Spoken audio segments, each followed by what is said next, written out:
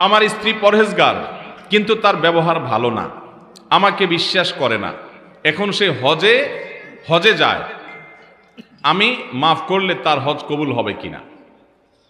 মাশাআল্লাহ, এই স্বামী তো ভালো মানুষ দেখা যাচ্ছে, যে বউ তার সাথে ব্যবহার খারাপ করছে, তারপরে বউর হজ নিয়ে চিন্তা আছে কবুল হবে কি হবে না। মাশাআল্লাহ, নেককার মানুষের আলামত বোঝা গেল।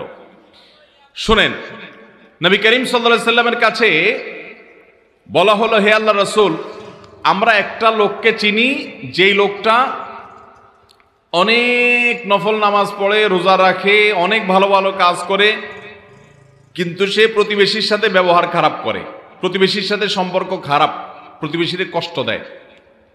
কি হবে তার? নবী সাল্লাল্লাহু আলাইহি সাল্লাম বলেছেন, হুয়া ফিন্নার, সে জাহান্নামে যাবে। এরপরে বলা হলো, হে আল্লাহ রাসূল, আরেকজন আছে যে ফরজ নামাজটা পড়ে, হারাম গুনাহ থেকে, কাজগুলো থেকে বাঁচে, অতিরিক্ত নফল আমল করার সময় সে পায় না, কিন্তু তার প্রতিবেশীর হক আদায় করে, কেউ তার দ্বারা কষ্ট পায় না। নবী সাল্লাল্লাহু আলাইহি সাল্লাম বলেছেন, হুয়া ফিন্নার, এই ব্যক্তি জান্নাত, এই হুয়া ফিল জান্নাহ, এই ব্যক্তি জান্নাতে যাবে। তাহলে বোঝা গেল, আপনার ব্যক্তিগত আচার আচরণ যদি খারাপ হয়, মানুষের হক যদি নষ্ট করেন, আপনার নফল আমল ইবাদত আল্লাহর কাছে গ্রহণযোগ্য হবে।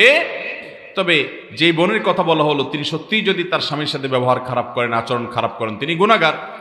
স্বামী যদি তাকে মাফ করেন, যে স্বামী প্রশ্ন করেছেন, আপনি যদি মাফ করে দেন তাকে আল্লাহর জন্য, তিনি যদি নিজেকে শুধরে নেন, তাহলে ইনশাআল্লাহ তার হজ এটা অবশ্যই ফলপ্রসূ হতে পারে, এটা অবশ্যই আল্লাহর কাছে মাকবুল হতে পারে, বিশেষ করে আপনি স্বামী হিসাবে যদি তাকে মাফ করে